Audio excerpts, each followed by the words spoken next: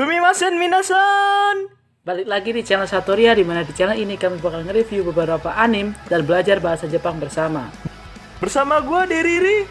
Dan di sini gua Yuri. Selamat menonton and Happy watching. Nguki.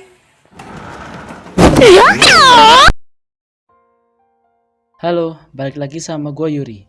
Di video kali ini gua bakal ngelanjutin part sebelumnya. Jelasin apa yang bakal terjadi buat 4 episode ke depan. Jangan lupa buat ramein kolom komentar. Bisa kalian komen apapun, usahain positif ya.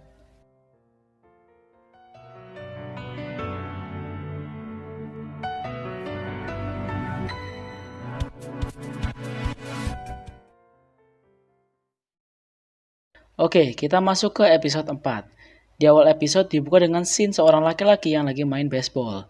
Di sini belum mendapatkan penjelasan apa-apa, cuman ya berupa video tanpa dialog lah.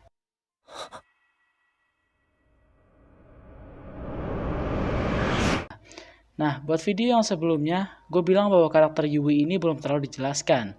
Tenang aja, di part ini gue bakal ulik lengkap lebih dalam tentang Yui ini. Yuiって言います。よろしくお願いします。 You so fucking precious when you smile. どうか聞いてから判断してください。 Nah, karena si Iwasawa udah nggak ada karena tujuannya udah tercapai, alhasil Yui sebagai penggemar berat girl demo berusaha memperkenalkan diri atau introduce dirinya ke pasukan kematian tadi. してくれてありがとう。 Si Yui ini emang bocil yang suka bikin salvo lah ya, karena emang tingkahnya lucu aja gitu. お前ら感性で若い目を摘み取りにかかる。 Yui coba buat nyanyi, cuman ketika pas sudah selesai nyanyi anggota tim tuh kayak kurang suka gitu. Kurang suka bukan berarti yang nge-hate suara si Yui, cuman anggota pasukan belum bisa move on dari Iwasawa, makanya sulit buat menggantikan posisi Iwasawa tadi dengan orang yang baru. Tapi kalau dilihat-lihat si Yui lucu juga ya. Tipikal gue banget lah yang suka bocil-bocil 憧れだったんだもの。ジャーマンスープレックスもう一回やっていい？誰？ Selanjutnya di sekolah, Yuri cerita bahwa bakal ada pertandingan baseball. Lah, bukannya di video sebelumnya nggak boleh yang ikutin kegiatan NPC? Nah, jadi Yuri ini cerita atau bilang bahwa kalau mau ikut itu sebenarnya bisa, cuma harus pakai cara yang ilegal gitu. Yuri tadi nyuruh semua anggotanya bentuk tim buat tanding baseball nanti.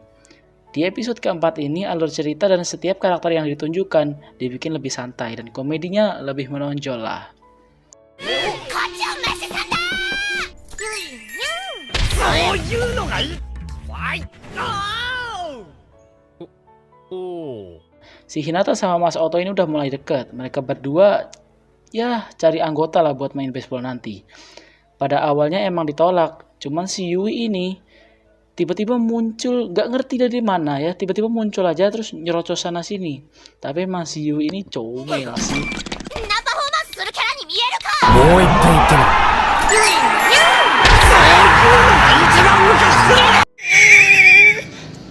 Nah, jadi setelah Yui gabung, direkrutlah beberapa orang yang kalau di jumlah tuh jadi 8 orang.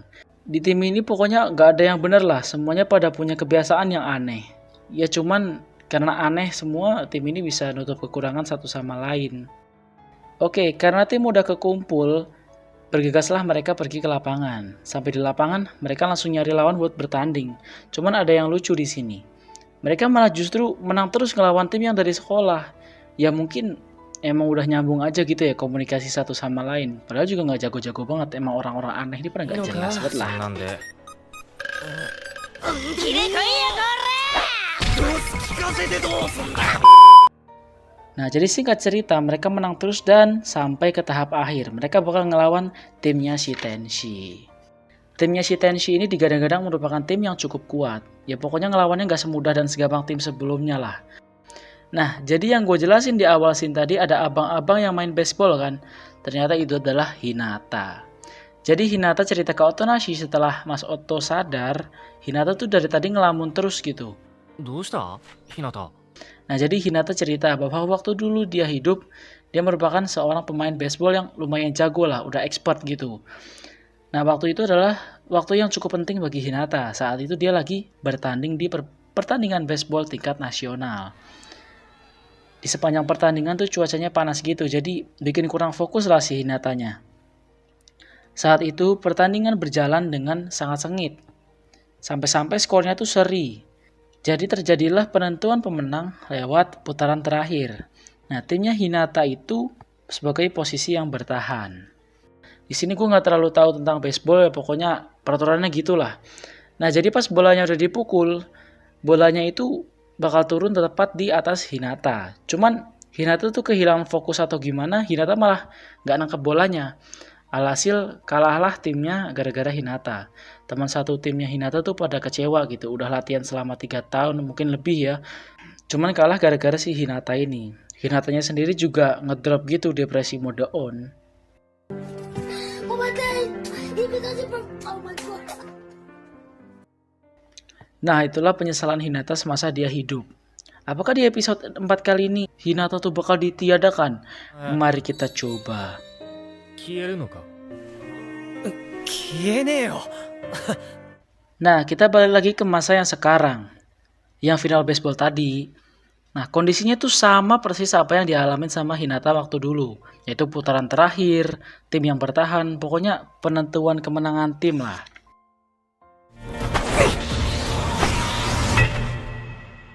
Masaka second fly.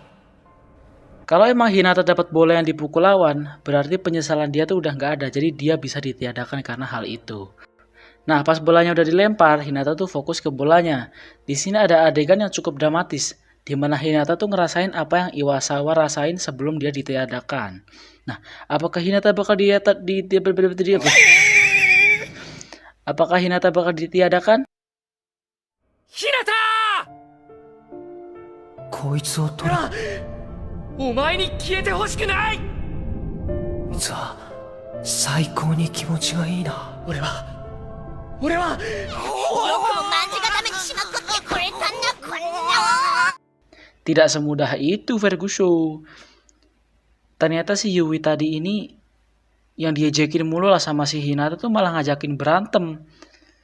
Emang kondisinya tuh nggak ngepas banget, tiba-tiba bolanya tuh udah mau ditangkap malah ditabrak, itu kan aneh gitu kan jalan ceritanya. Ya pokoknya gitu, kocak banget lah. Nah, jadi si Hinata itu gak jadi ditiadakan karena hal sesepele itu gitu. Intinya ya nggak apa-apa lah kalau kalah, yang penting Hinatanya tuh nggak hilang gitu. Di sini muncul karakter baru yang bernama Naoi, diperankan oleh Agata Megumi. Ini orangnya. Dia di sini belum diceritain lebih dalam lah pokoknya. Jadi kita langsung masuk aja ke episode 5. Jadi karena si Hinata tadi nggak jadi ditiadakan, semua berjalan kembali dengan normal. Di episode 5 ini mereka ngelakuin misi lagi lah. Jadi karena di sekolah bakal ada tes kayak semisal ujian kalau di kita lah. Jadi kayak ya ujian-ujian lah, kalian pasti tahu lah. Mereka punya rencana buat ngeganti lembar jawaban si Tenshi. Di misi ini yang ikut cuma Mas Oto, Hinata, Takeyama, ya kita panggil aja Chris lah, Ooyama dan juga si Yuri yang pasti. 何か思いついたみてえだな、ユリッペ。 Nah, mereka berlima ini menjalankan misi itu dengan tujuan buat ngejelekin Tenshi. Jadi karena lembar jawabannya ditukar Tenshi, bakal dapat nilai yang jelek lah dan berkemungkinan diturunin jabatannya jadi ketua ロシア OSIS. 一般生徒の見る目が変わるわ。オペレーションスタート。 Rencana yang mereka lakukan pertama adalah cari tempat duduk yang dekat sama si Tenshi. Ya pokoknya pakai kertas undian kalau ujian gitulah. 33。全然だ。 20外れた。俺か25と。何をこの。 Dari ke-6 anggota, cuma satu orang yang dapat tempat duduk paling dekat sama si Tenshi, yaitu si Chris. Nah, karena si Chris dapat tempat duduk depan Tenshi, dia punya tugas buat nuker lembar jawaban si Tenshi dengan lembar jawaban yang baru, tapi dengan jawaban yang asal gitu. Sedangkan yang lain bertugas buat ngalihin perhatian saat anggota kelas itu pada ngumpulin lembar jawabannya lah supaya Chris bisa nuker jawaban. 瞬間を見計らって竹山くんが後ろの席の回収し終えた答案用紙から。ほら始めるぞ。座れ。はい、じゃあ後ろから集めて。タケノコがニョキニョキと。なんじゃありゃ。仕方ないわね。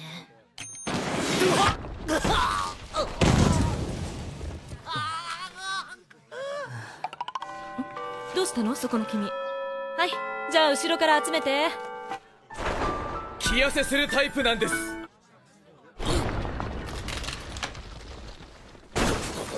今回も守備はバッチシね、竹山くん。抜かりはありません。Singkat cerita, ujian pun udah selesai. Dan mulai beredar rumor bahwa si Tenshi ini ngisi jawaban ujian dengan sedikit konyol. Beberapa saat setelahnya, Mas Oto tuh ketemu sama si Tenshi yang habis keluar dari ruang guru. Mas Oto nih mastiin apakah si Tenshi ini baik-baik aja, cuman si Tenshinya cuek, yang akhirnya Mas Oto jadi kepikiran. Mulai dari episode 5 ini, Tenshi udah mulai ada dialognya lah, nggak kayak episode sebelumnya yang emang Tenshi itu cuma diem-dieman doang gitu.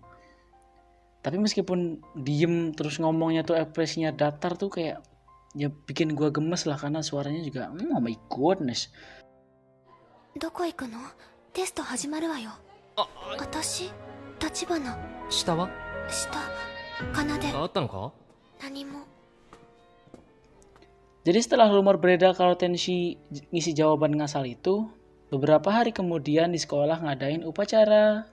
Ya kayak semisal apel-apel gitu lah kalau di kita yang nggak ngerti apel tuh ya upacara kecil lah. Ternyata si Tenshi ini jabatannya dicabut sebagai ketua OSIS dan digantikan oleh wakilnya yaitu si Nao tadi. 立花奏さんは本日をもって生徒会長辞任、副会長の直井くんが生徒会長代理として。Gue ngebayangin di posisi Tenshi ini gak enak banget lah. Udah gak salah apa-apa difitnah lagi. Habis itu hilang jabatan lagi. Ya pasti stres kalau gue bro. Cuman karena sifat si Tenshi yang kudere ini ya malah ngeliatin si Tenshi ini baik-baik aja. Nah setelah turunnya jabatan si Tenshi sebagai ketua OSIS, maka operasi yang ngeband di sekolah itu mulai berjalan lagi. Kali ini mereka ngetes apakah si Tenshi itu bakal datang kalau mereka ngeband.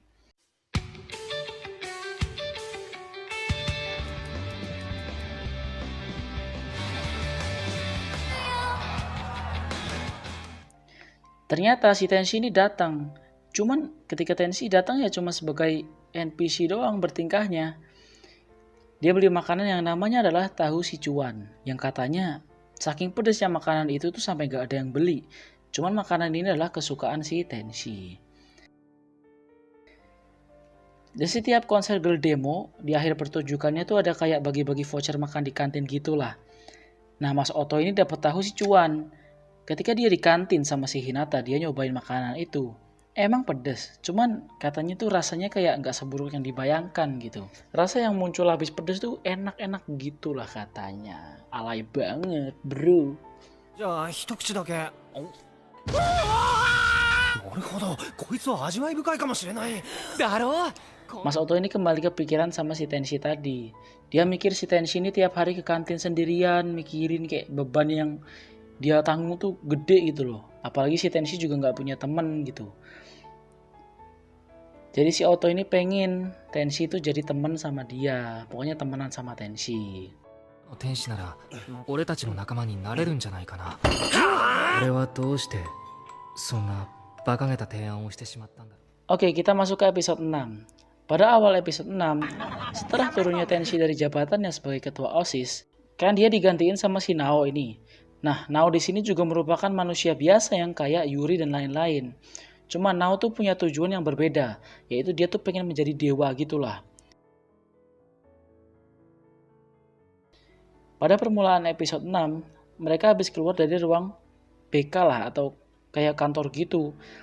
Emang di sini nggak jelasin kenapa mereka bisa masuk BK. Cuman mungkin mereka tuh kayak dicurigain gitu karena pada nggak serius gitu lah sekolahnya tuh main-main gitu. Nah, Yuri itu curiga bahwa kalau misal NPC itu belum pernah ada yang berani ngelarang mereka. Cuma sejak Nao jadi ketua OSIS, Yuri curiga bahwa dia merupakan manusia biasa kayak mereka. Di episode 6 ini alur cerita mulai serius kembali. 行き過ぎたやつもいるってことだな。それが生徒会長代理。確乱しまくったらどう動く？ Yuri ngadain operasi gitulah buat mancing apakah Nao ini beneran manusia. Dia nyuruh buat seluruh anggotanya sekolah dengan bebas gitu. Ya pokoknya ngelanggar aturan-aturan sekolah, misal contoh aja tuh kayak tidur di kelas, makan pas lagi pelajaran, main mahjong sama catur pas lagi ada guru. Ya pokoknya ngelawan hal-hal yang berlawanan dari murid biasa.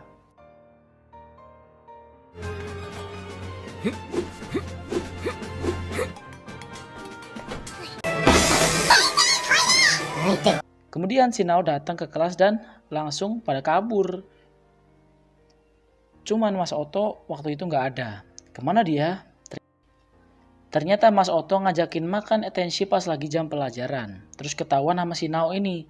Di sekolah itu sejak kepemimpinan si Nao, murid yang langgar aturan terutama pasukan kematian ini tadi bakal dikurung di sebuah ruangan yang tertutup gitulah. こんな時間に何をしてるんで則違反だ。忘れて。こいつ素で忘れてたに違いない。 Tapi sepertinya emang ini udah rencana lama si Nao sih, kayak dia pengen jadi ketua OSIS habis itu ngurung Tenshi lah.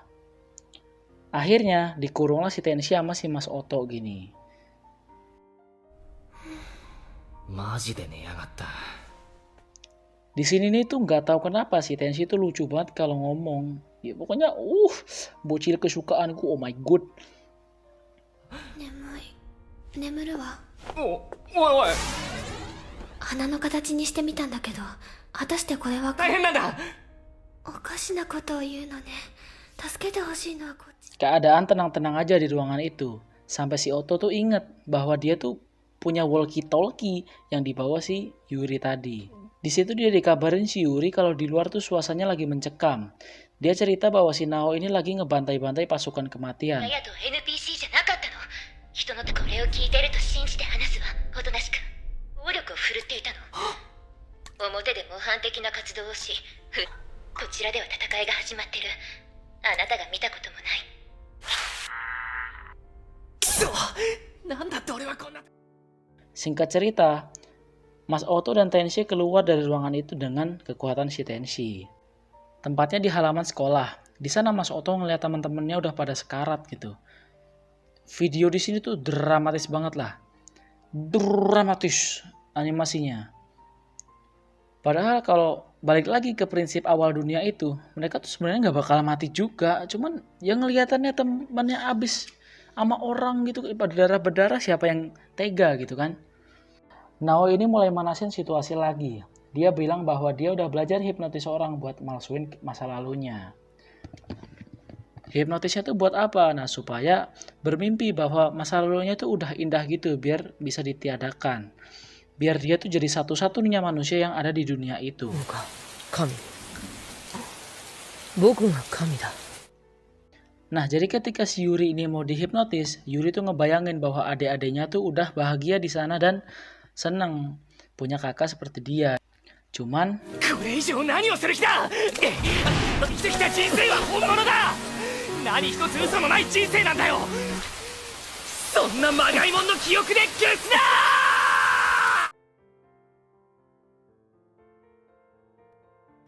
Mas Oto ini nyadarin si Nao bahwa hidup tuh nggak ada yang perlu dipalsuin. Kehidupan yang kita jalani itu kehidupan yang kita miliki. Anjay. Nao dulu tuh merupakan anak dari keluarga pengrajin keramik yang lumayan terkenal. Dia punya seorang kakak yang emang punya bakat sama kayak ayahnya gitu loh. Jadi pokoknya jago bikin kerajinan tangan. Ani ga shinda. Si Nao kecil juga pengen gitu loh ngewarisin bakat keluarganya itu. Cuman dia nggak bisa. Nah, kakaknya ini diceritain mati gara-gara sakit. Jadi tinggal sendirian seorang Nao kecil. Dia tinggal berdua sama ayahnya. Nah, jadi si Nao ini diminta ayahnya, dituntut, diomelin segala macam biar bisa jadi kayak kakaknya. Nao tuh nggak bisa, cuman dia tuh terus berusaha sampai udah lumayan lah skillnya. Cuman buat ayahnya, skill yang dia dapetin tuh masih belum ada apa-apanya sama kakaknya. Hal itu tuh ngebuat Nao tuh lebih semangat buat belajar lagi.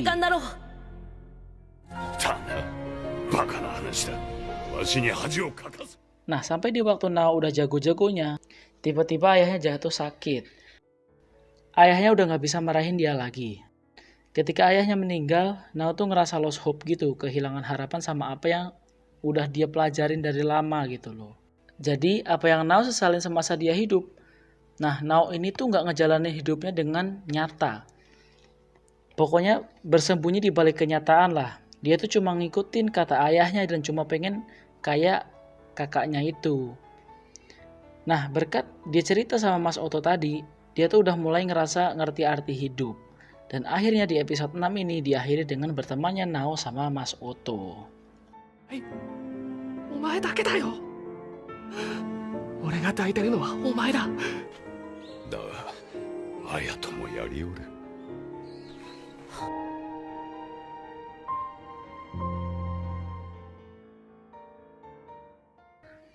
Oke, kita masuk ke episode yang ke-7.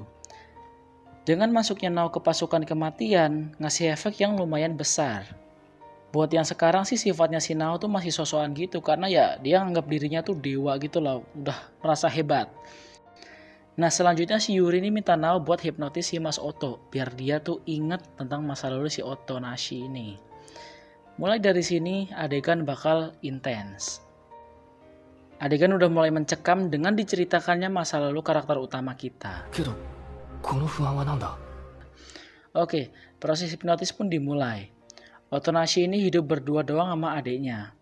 Oh iya, gue juga bingung ya kenapa rata-rata anime yang gue tonton itu karakter utamanya tuh punya background yang sedih. Ya pokoknya karakter utamanya gak pernah punya masa lalu yang indah gitu loh rata-rata anime yang gue tonton. Oke, lanjut. Nah, orang tuanya Mas Oto ini tadi nggak diceritain kemana. Pokoknya Mas Oto ini hidup berdua doang sama adiknya. Adiknya ini terbaring di rumah sakit. Lagi-lagi nggak diceritain sakitnya apa. Mas Oto ini bekerja apapun biar dia bisa tetap hidup dan juga bayar adiknya berobat. Setiap Mas Oto pulang kerja, dia pasti beli novel atau manga buat adiknya biar dia bisa baca ketika Mas Oto ini lagi kerja. Meskipun Mas Oto juga nggak tahu ngambil buku apa. Pokoknya adiknya ini segalanya lah buat dia. Adanya Mas Oto ini juga merupakan alasan dia tetap hidup sampai saat itu. Suatu saat, Mas Oto punya keinginan buat ngajakin adanya ini jalan-jalan waktu malam Natal. Dia tuh gak peduli seberapa buruk kondisinya, Mas Oto ini udah kangen banget lah jalan-jalan sama adanya. Dia mulai kerja keras dan nambahin jam kerjanya dia biar bisa beli apapun yang adanya mau pas nanti jalan-jalan waktu malam Natal. すいません。バイトの掛け持ちを始めた。 Cuman seiring berjalannya waktu, kondisi adanya semakin memburuk. Namun sesuai apa yang udah gue bilang, bahwa si Oto ini bener-bener kangen lah jalan sama adanya. Akhirnya keluarlah mereka pas malam Natal. やったよ。お前のおかげだな。 Di jalan Mas Oto ini nanyain apa yang adanya pengenin. Terus adanya bilang, ありがとうね。 Habis dia bilang itu, dia nggak ngomong lagi dan di sepanjang jalan Mas Oto ini cuma ngomong sendiri tanpa jawaban adenya. Setelah adenya meninggal, dia hidup tanpa tujuan, tanpa arah, ya pokoknya bingung mau ngapain dan kemana. Nah terus masa ceritanya Mas Oto ini kegantung gitu? Mas Oto ini mulai restart hidup dia dan mulai dari awal lagi. Dia mulai bekerja lagi dan belajar. Dia juga mulai bersekolah setelah adanya meninggal. Ya, pokoknya sebelum adanya meninggal tuh dia nggak mau sekolah gitu loh. Karena buat apa dia sekolah? Karena nggak bakal bisa ngasilin duit juga. Nah setelah dia lulus sekolah, dia megang kayak sebuah kertas lah. Cuman gue nggak tahu itu kertas apa. Tapi menurut gue itu adalah kertas lowongan pekerjaan gitu. Dari situ hidup Mas Oto ini mulai menjadi berarti. Dia bakal berjuang buat diri sendiri dan juga hidup buat orang lain. Cuman pas udah dalam perjalanan menuju ke tempat kerja itu,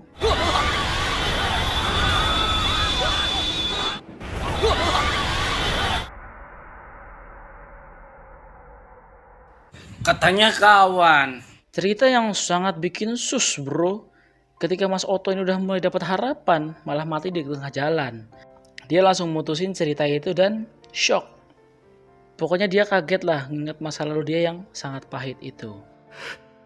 何も成し遂げずに死んだのか。初音。 Abis dia mendingan, dia nyamperin si Yuri buat ngobrol tipis-tipis gitulah. 言い続けるよ。このままじゃ死によろしく。Shin berubah menjadi santai lagi. Selanjutnya, karena pasukan kematian ini udah mulai kehabisan stok makanan, mereka kemudian mancing di sungai. Ketika di tengah perjalanan, Mas Oto nih ngeliat si Tenshi lagi ada di ladang bunga. Mas Oto kemudian ngajak si Tenshi buat mancing. Koi yo. Ima kara minna de kawa-zuri ni ikun da. Nah, pas udah sampai di sungai, para anggota nih kaget banget kenapa Tenshi ikut mancing gitu loh. Cuman kata si Yuri, ya nggak apa-apa lah, karena dia juga udah bukan ketua OSIS lagi. Mancing itu berjalan dengan normal, sampai akhirnya mereka dapat sang raja sungai berkat si Tenshi. Raja sungai anjing namanya. Emang aneh banget ya ceritanya, tiba-tiba ada si ikan segede gitu loh. Ya cuman ya kalau dipikir-pikir lagi ini anime lah. Nah jadi karena tubuh ikan itu yang kegedean, mereka berencana buat ngadain makan-makan besar bersama siswa di sekolah. Di sini Mas Oto sama Tenshi udah mulai dekat. Mas Oto tuh minta biar dia manggil Tenshi pakai nama depan gitu. Ya namanya depannya Tenshi itu Kanade lah. Dan juga si Kanade juga suruh panggil Mas Oto nih pakai nama Yuzuru. Nama depannya si Otonashi. Ya emang orang Jepang tuh kalau manggil nama depan seseorang tuh berarti mereka udah akrab gitulah. Acara makan besar pun selesai dan mereka merasa sangat puas. Mas Oto ini nanyain kemana si Yuri. Nah tiba-tiba